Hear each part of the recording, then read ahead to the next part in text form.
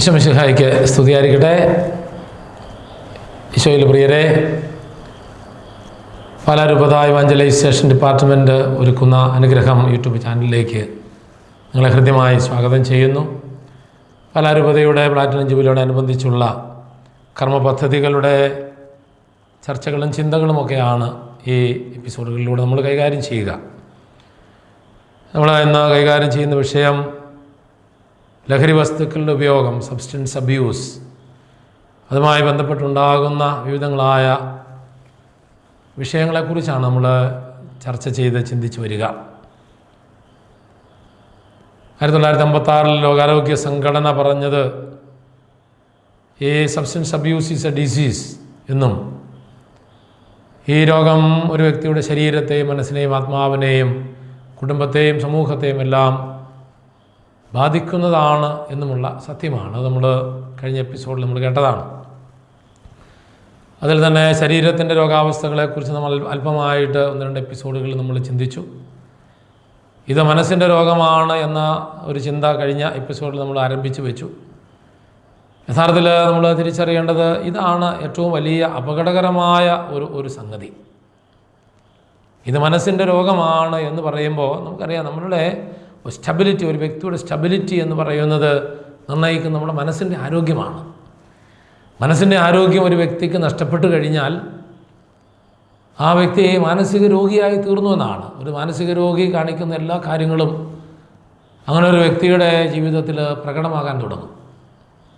ഈ കാലഘട്ടങ്ങളിൽ ഉപയോഗിക്കുന്ന ലഹരി വസ്തുക്കൾ വ്യക്തികളെ വളരെ പെട്ടെന്ന് മാനസിക രോഗികളാക്കി മാറ്റുന്നു എന്ന യാഥാർത്ഥ്യം നമ്മൾ തിരിച്ചറിയേണ്ടതുണ്ട്. അതിൻ്റെ അടിസ്ഥാന കാരണങ്ങൾ ഞാനത് പിന്നീട് പങ്കുവയ്ക്കും. വളരെ പെട്ടെന്ന് ഒരു വ്യക്തിയെ മാനസിക രോഗിയാക്കി മാറ്റുന്നു. ഇന്ന് ഉപയോഗിക്കുന്ന ലഹരി വസ്തുക്കളെല്ലാം തന്നെ, അത് ലിക്വിഡ് ഫോമിലാകട്ടെ, അതെല്ലാം വളരെ അഡിക്റ്റീവായിട്ടുള്ള മയക്കുമരുന്നുകൾ കൂടി ചേർത്തുണ്ടാക്കുന്നതാണ് എന്ന കാരണത്താൽ തന്നെ വളരെ പെട്ടെന്ന് ഒരു വ്യക്തി ഇതിന് അഡിക്റ്റ് ആവുകയും രോഗിയായി തീരുകയും ചെയ്യുന്നു. ശരീരത്തിൻ്റെ രോഗം ബാധിക്കുന്നതിനേക്കാൾ വളരെ പെട്ടെന്ന് ഇന്ന് ലഹരി വസ്തുക്കൾ ഉപയോഗിക്കുന്നവരുടെ മനസ്സിനാണ് രോഗമുണ്ടാവുക. ഈ മനസ്സിൻ്റെ രോഗം ഒരു വ്യക്തിയെ സമൂഹത്തിൽ ജീവിക്കാൻ വയ്യാത്ത വ്യക്തിയാക്കി മാറ്റുന്നു എന്നുള്ളതാണ്. അവനെവിടെ ജീവിച്ചാലും, കുടുംബത്തിലാകട്ടെ, ഒരു കൂട്ടായ്മയിലാകട്ടെ, സമൂഹത്തിലാകട്ടെ, ഇവന് മനസ്സിൻ്റെ സമതല തെറ്റിക്കഴിഞ്ഞാൽ പിന്നെ സമൂഹത്തിൽ ജീവിക്കാൻ കൊള്ളാത്ത, സമൂഹത്തിനെ ഉൾക്കൊള്ളാൻ കഴിയാത്ത ഒരു വ്യക്തിയായിട്ട് മാറുകയാണ്. അപ്പോൾ അത് വായിച്ച് വരുമ്പോൾ, പ്രത്യേകിച്ച് മയക്കുമരുന്നുകൾ, ഈ കാലഘട്ടത്തിൽ ഉപയോഗിക്കുന്ന മയക്കുമരുന്നുകൾ വ്യക്തിയെ വളരെ പെട്ടെന്ന് വലിയ രോഗാവസ്ഥയിലേക്ക് കൊണ്ടുചെന്ന് എത്തിക്കുകയാണ്. മയക്കുമരുന്നിൻ്റെ പ്രവർത്തനത്തെക്കുറിച്ച് പറയുമ്പോൾ മയക്കുമരുന്ന് 5 കാറ്റഗറി ഉണ്ടെന്നൊക്കെ ഞാൻ പറഞ്ഞിരുന്നു, നിങ്ങൾ ഒരുപക്ഷെ ഓർക്കുന്നുണ്ടാവും. നിദ്രകങ്ങൾ എന്ന് പറയുന്ന നാർക്കോട്ടിക്സ്, ശമനകങ്ങൾ എന്ന് പറയുന്ന ഡിപ്രസൻസ്, ഉത്തേജകങ്ങൾ അല്ലെങ്കിൽ സ്റ്റിമുലൻസ്, വിഭ്രമജനകങ്ങൾ ഹലൂസിനോജൻസ്, ശമനവിരോധികൾ ആൻറ്റി ഡിപ്രസൻസ്. ഇതെല്ലാം യഥാർത്ഥത്തിൽ മരുന്നിന് വേണ്ടി ഉപയോഗിക്കുന്നതാണ്. നിദ്രകങ്ങൾ എന്ന് പറയുന്ന വാക്കിൽ തന്നെ അതിൻ്റെ അർത്ഥം നമുക്ക് മനസ്സിലാകും. അതായത് രോഗാവസ്ഥയിൽ അവർക്ക് ഉറക്കത്തിനുമൊക്കെ ആയിട്ട് കൊടുക്കുന്ന മരുന്നിൽപ്പെട്ടതാണ്. ശമനകങ്ങൾ എന്ന് പറഞ്ഞാൽ ഡിപ്രസൻസ് എന്നാണ്, വേദന സംഹാരികമായിട്ട് ഉപയോഗിക്കുന്ന മരുന്നുകളാണ്. ഉത്തേജകങ്ങൾ എന്ന് പറഞ്ഞാൽ സ്റ്റിമുലൻസ്, അത് നിർജീവമാകുന്ന ശരീരത്തിൻ്റെ ആരോഗ്യം നഷ്ടപ്പെടുന്ന ശരീരഭാഗങ്ങളെ ഉണർത്താനായിട്ട് ഉപയോഗിക്കുന്ന മരുന്നുകളാണ്. വീണ്ടും വിഭ്രമജനകങ്ങൾ എന്ന് പറഞ്ഞാൽ ഹാലൂസിനോജൻസ്, അത് ആ വാക്കിൽ തന്നെ നമുക്കതിൻ്റെ അർത്ഥം മനസ്സിലാകും. അത് ഉപയോഗിക്കുമ്പോൾ ഇങ്ങനെ ഒരു വിഭ്രാന്തിയിൽ എത്തുന്ന ഒരവസ്ഥയുണ്ട്. വീണ്ടും പറയുന്ന ആൻറ്റി ഡിപ്രസൻസ് എന്ന് പറഞ്ഞാൽ ഡിപ്രഷൻ പോലുള്ള രോഗങ്ങൾക്ക് കൊടുക്കുന്ന മരുന്നാണ്. അപ്പോൾ അത് തന്നെയല്ല, അത് പ്യൂരിഫൈഡ് ആയിട്ട് മെഡിക്കലി അത് ഒരുക്കുന്ന മരുന്നിന് വേണ്ടി ഉപയോഗിക്കുന്ന സാധനമാണെന്നാണ്, നാർക്കോട്ടിക്കാണെന്നാണ് ഞാനീ പറഞ്ഞു വരുന്നത്. അപ്പോൾ പറഞ്ഞു വന്ന ഇതാണ്, ഇത് പലതരത്തിലുള്ള നാർക്കോട്ടിക്സ് അല്ലെങ്കിൽ ലഹരി ഈ മയക്കുമരുന്നുകളുണ്ട്. അതെല്ലാം മരുന്നിന് വേണ്ടി മാത്രം ഉപയോഗിക്കാനാണ് ഗവൺമെൻറ് അനുശാസിച്ചിട്ടുള്ളത്. അല്ലാതെ ഈ പ്യൂരിഫൈ ചെയ്യാത്ത ഈ വസ്തു നേരിട്ട് ഉപയോഗിച്ച് സാമൂഹ്യ വിരുദ്ധരായി തീരുക എന്നുള്ളതല്ല അതിൻ്റെ കാര്യം. അപ്പോൾ ഇതിൻ്റെ പ്രത്യേകത നമ്മൾ മനസ്സിലാക്കേണ്ടത്, ഇത് ഉപയോഗിക്കുമ്പോൾ ഇന്ന് നമ്മുടെ തലമുറയിൽ കൂടുതലും ഇതാണ് ഉപയോഗിക്കുന്നത് നമ്മൾ തിരിച്ചറിയണം. ഒരു 12-13 വയസ്സുള്ള കുട്ടികൾ തൊട്ട് മുതിർന്നവരിലേക്ക് യുവജനങ്ങളിലേക്കെല്ലാം വ്യാപിക്കുന്നത് ഈ ലഹരി വസ്തുക്കൾ, പ്രത്യേകിച്ച് മയക്കുമരുന്നിൻ്റെ ഉപയോഗങ്ങളാണ്. മയക്കുമരുന്നിൻ്റെ പ്രവർത്തനം എന്താണെന്ന് നമ്മൾ തിരിച്ചറിയണം. രക്തത്തിൽ പ്രവേശിക്കുന്ന മരുന്ന് നിമിഷങ്ങൾക്കകം തലച്ചോറിൽ ചെന്നെത്തുന്നു. ഞാനത് പറഞ്ഞിരുന്നു. ഏത് ഫോമിലാണ് ഇത് ഉപയോഗിക്കുന്നതെങ്കിലും നിമിഷങ്ങൾക്കകം ഇത് രക്തത്തിൽ പ്രവേശിച്ച് നേരെ തലച്ചോറിലെത്തും. മരുന്നിൻ്റെ ഏതാനും തന്മാത്രകൾ തലച്ചോറിന് ചില ഭാഗത്ത് പറ്റിപ്പിടിക്കുകയും അതിൻ്റെ പ്രവർത്തനം ആരംഭിക്കുകയും ചെയ്യുന്നു. തുടക്കത്തിൽ നല്ലതരം അനുഭൂതിയായിരിക്കും ഉളവാവുക.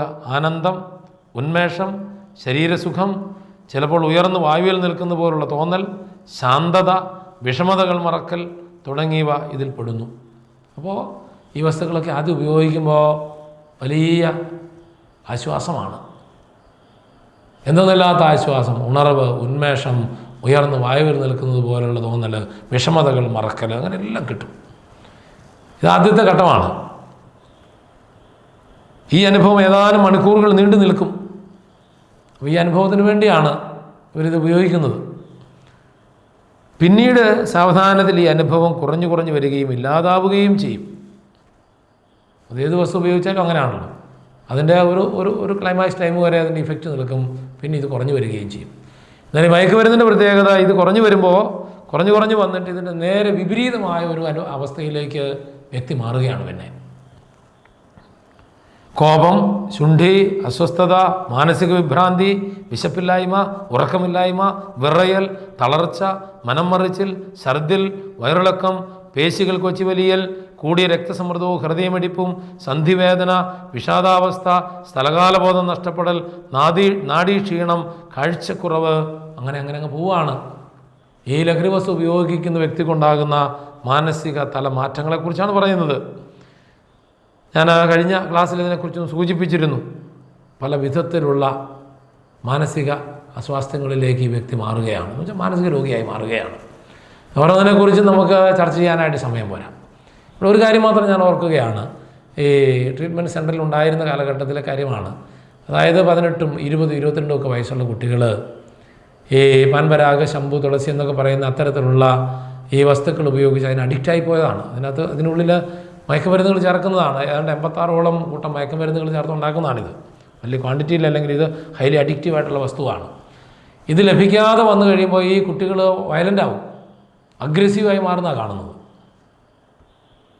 അവർ തങ്ങളെ തന്നെ മറന്ന് ചിലർ ഈ വൈൻ കട്ട് ചെയ്യുന്നത് കണ്ടിട്ടുണ്ട്, ചിലർ ഹാങ് ചെയ്യുന്നത് കണ്ടിട്ടുണ്ട്. ട്രീറ്റ്മെൻറ്റ് സെൻ്ററിലായതുകൊണ്ട് അങ്ങനെയുള്ളവരൊക്കെ ഞങ്ങൾ രക്ഷിച്ചു. അപ്പോൾ വലിയ ഒരു മാനസിക പിരിമുറുക്കത്തിലേക്ക് ഇത് ഉപയോഗിക്കുന്ന വ്യക്തികൾ ഇത് കിട്ടാതെ വരുമ്പോൾ പോവുകയാണ്. ഇവിടെ പറയുന്നതാണ്. അങ്ങനെ ഈ നമ്മൾ കണ്ടു, ഏതാനും മണിക്കൂറുകൾക്ക് ശേഷം സംഭവിക്കുന്ന നേരെ വിപരീതമായ അനുഭവത്തിലേക്ക് കടക്കുമെന്ന് ഞാൻ പറഞ്ഞു കഴിഞ്ഞു. അതിൽ ഒരെണ്ണം ഞാൻ ഈ പറഞ്ഞതിൽ ഒരെണ്ണം ഓർമ്മിക്കുകയാണ്. അതായത് സ്ഥലകാല ബോധം നഷ്ടപ്പെടാൻ. ഈ ലഹരി വസ്തുക്കൾ ഉപയോഗിക്കുന്നവർക്ക്, പ്രത്യേകിച്ച് ഈ ലിക്വിഡ് ഫോമിലല്ല, അല്ലാതെ ഗേഷ്യസ് ഫോമിലൊക്കെയുള്ള ഈ നാർക്കോട്ടിക്സ് ഉപയോഗിക്കുന്നവർക്ക് സംഭവിക്കുന്ന ഒരു വലിയ കാര്യമാണ് ഈ സ്ഥലകാല ബോധം നഷ്ടപ്പെടലെന്ന് പറയുന്നത്. എന്താണ് പറയുന്നത്, എന്താണ് ചെയ്യുന്നത്, എവിടെയാണ് നിൽക്കുന്നത് എന്ന കാര്യം പോലും മറന്നു പോകുന്നു. അത് കംപ്ലീറ്റ് ബ്ലാക്ക് ഔട്ട് എന്നാണ് അതിനെ വിളിക്കുക, സ്ഥലകാല ബോധം നഷ്ടപ്പെടൽ. അങ്ങനെ സ്വന്തം കുഞ്ഞുങ്ങളെ വരെ സ്ഥലകാല ബോധം നഷ്ടപ്പെട്ട അവസ്ഥയിൽ സ്വന്തം കുഞ്ഞുങ്ങളെ വരെ അത് പുലിയാണെന്നോ കടുവയാണെന്നോ വിചാരിച്ച് അതിനെ ആക്രമിച്ച് കീഴ്പ്പെടുത്തി ഭിത്തിക്കടിച്ച് കൊന്ന ചരിത്രങ്ങളുണ്ട്. ഇത് നമ്മൾ തിരിച്ചറിയണം. ലഹരി വസ്തുക്കൾ ഈ വ്യക്തിക്കും ആ വ്യക്തിയുടെ കുടുംബത്തിനും അവൻ്റെ സമൂഹത്തിനുമൊക്കെ നൽകുന്ന വലിയ ദുരന്തങ്ങളാണ്. അപ്പോൾ ഈ മാനസിക തല മാറ്റം എന്ന് പറഞ്ഞാൽ, അല്ലെങ്കിൽ മനസ്സിൻ്റെ രോഗമെന്ന് പറയുമ്പോൾ നമ്മുടെ സമൂഹത്തെ രോഗാതുരമാക്കുന്നതല്ല, ഭ്രാന്തന്മാരാക്കി മാറ്റുകയാണ്, ഭ്രാന്തനാക്കി തീർക്കുകയാണ് ഒരു വ്യക്തിയെ. എന്തുകൊണ്ടാണ് ഈ വളരെ പെട്ടെന്ന് ഒരു വ്യക്തി മാനസിക രോഗിയായി മാറുന്നത് എന്നുള്ളത് അടുത്ത ഒരു എപ്പിസോഡിൽ ഞാനത് വിശകലനം ചെയ്യും. ഇന്നത്തെ സെഷൻ നമ്മൾ അവസാനിപ്പിക്കുകയാണ്. അപ്പോൾ നമ്മൾ കണ്ടുവന്നത് ഇത് ശരീരത്തിൻ്റെ രോഗമാണ്, ഇത് മനസ്സിൻ്റെ രോഗമാണ്. മനസ്സിൻ്റെ രോഗമെന്ന് പറഞ്ഞാൽ സമൂഹത്തിൽ ജീവിക്കാൻ വയ്യാത്ത വിധത്തിലുള്ളൊരു വ്യക്തിയാക്കി ഒരാളിനെ മാറ്റുകയാണ് ഈ ലഹരി വസ്തുക്കളുടെ ഉപയോഗം. അതുകൊണ്ട് ഇതിനെതിരെ വളരെ ശക്തമായ നിലപാടുകൾ സമൂഹം എടുക്കേണ്ടതുണ്ട് എന്ന ഓർമ്മപ്പെടുത്തലാണ്. ഗവൺമെൻറ്റാണ് ഇതിന് മുൻകൈ എടുക്കേണ്ടത്.